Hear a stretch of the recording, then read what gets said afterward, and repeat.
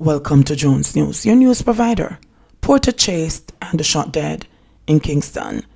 Please remember to share, like, subscribe, leave us a comment and click the notification bell to receive our daily uploads.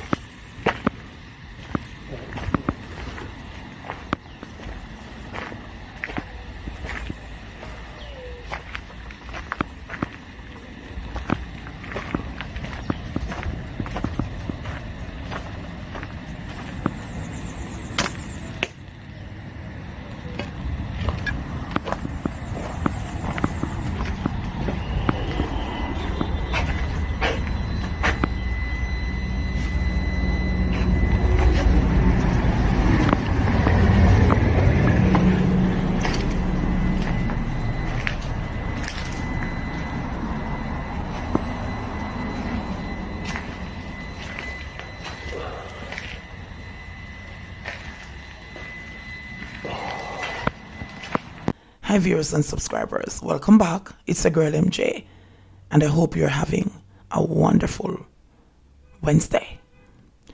Okay, so now for a story. A Jamaica Defense Force JDF soldier is now nursing gunshot wounds after a joint police military team came under sustained gunfire in Jonestown in St. Andrew last night. Reports are that the private was part of a team on patrol in Jonestown. When on reaching the intersection of Septimus and Brain Street, they came under gunfire. It is said that the police and military personnel returned fire and the men ran. When the shooting ended, it was discovered that the JDF soldier had been shot in the left ankle. He was taken to hospital for treatment. And while looking at this, I'm like, okay, this is the second JDF soldier that I can remember since last year that was shot in his ankle. I remember when they killed 6 men in Effortville, that another JDF private was shot in his ankle. So maybe them JDF soldiers need to start wearing something to protect the ankle. No? So he was shot in the left ankle and taken to hospital for treatment. Now while they were at the hospital, a man turned up with gunshot wounds to the right leg. Because a knife shot into the leg. He told the team that he's a 25-year-old conductor of Building 10 in nearby Arnett Gardens. And he claims that he was shot on the building after he left his house to buy cigarettes. Convenient. The injured man claimed that he was not aware of who had shot him, and investigators are probing to determine if he was among the group of men who had fired at the police military team. In the meantime, the Kingston Western Police have released a list of the persons of interest in the shooting and have indicated that they should report to the Denham Town Criminal Investigation Branch by 6 p.m. today. And I'd advise them turn in on yourself. Because we know I go sometimes as soon as we end up on a list there, our life is no longer for no one. The men have been identified as Karen Angus, otherwise called Kadula, Jermaine Smith, better known as Bad Indian, and Willis Picton, otherwise called Pop. The others are only known by their aliases, Raheem, John Mary, Punky, and Drive-By. You ever wonder how some of these criminals, these thugs, end up with these aliases? Drive-By, me figure out, I have an understanding how that one they go. But John Mary, anyway. In the other story, a district constable, Newton Braham, was yesterday found not guilty of all ganja-related charges arising from allegations that he attempted to introduce contraband into the Horizon Adult Remand Center where he was posted on duty on November 2, 2019. So this district constable has been freed of all charges. Guess who was the lawyer? Peter Champagne QC. I tell us that this man is on a roll. I don't know how much news items I've covered since week that this man has allowed people to walk free, but this man Achahayan is on a roll, and I figure right now he's a top lawyer anywhere on this island. So if you if you do anything wrong, this is the man to check. If you know, so listen, I want to walk free, because this man Achahayan presently. So the prosecution is saying that Braham was seeking to enter the facility when he was searched and a juice box which he had in his possession was searched and ganja found in it. Braham, in his defense, while not denying that he had possession of a juice box, he testified that he did not know that the box contained ganja. So we do just go in the fridge, go take out somebody else's juice box. Because if I know my one, me not take out it. So, or is it that somebody put it in there for set him up? Whole lot of questions. During the cross-examination of the witnesses, Peter Champagne suggested that the juice box was taken from a refrigerator to which all police officers had open access.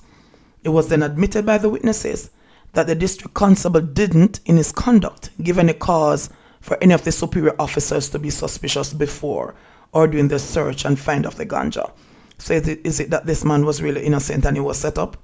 The judge, in finding Braham, who was being tried in the halfway tree criminal court, not guilty, noted that there was reasonable doubt and therefore a conviction could not follow.